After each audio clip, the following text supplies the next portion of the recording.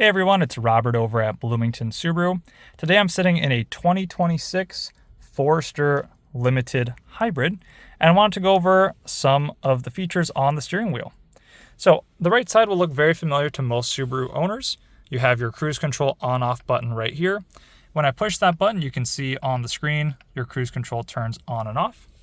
You have your set button to set your speed. You can also increase and decrease your speed while you have cruise control set by pushing up or down. The top left and bottom left buttons are going to be for your following distance. If you look on the left side of the screen, we can decrease and we can also increase by pushing down or up. This is going to be your lane keep assist. On the right side where it says ready right over there, that means it's on. If I click this button, that means it's off. So you guys should be able to see that button turning on and off up there. You have your sport and intelligent mode, just like we always have. So sport, intelligent, you can see it turning on the left side of the screen. And it will also change right by where it says P for park. So I, S. On the left side, you have your volume for your music, for your radio. Just push it left or right. You have your voice command button. If you click it once, it will go through the Subaru system. If you push and hold, it will go through either your Google Assistant or through Siri, depending on if you have an iPhone or an Android. You have your call answer, your call end/ignore.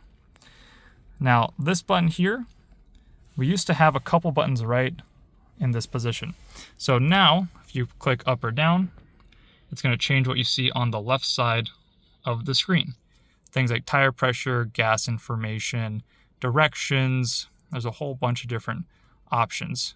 And because we're in the hybrid, you do have a special hybrid battery screen as well. Source will change the radio from FM to AM to Sirius XM to Bluetooth and back to FM. And then you have your preset station buttons right up here. Now, one really new one is going to be this left button here. If I push and hold, it changes the screen display.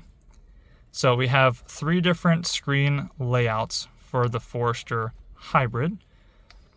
I'm definitely a fan of the new map display. Unfortunately, it cannot go through Google Maps or Apple Maps. If you have your phone paired, it will be using the built-in navigation system. But I gotta say, it works really well, and I like having it in the middle now when I'm driving. I'm still used to having it over here, but I've really enjoyed driving it with it in the center. Now, besides that, behind the wheel on the left and right side, you have your minus and your plus. That's for changing gears manually if you would like to. And as always, you have your lights, so full, daytime, auto, and off. And then it's kind of hard to see. Whoa. This is your fog light switch, so if this white line is on the top, your fog lights are on.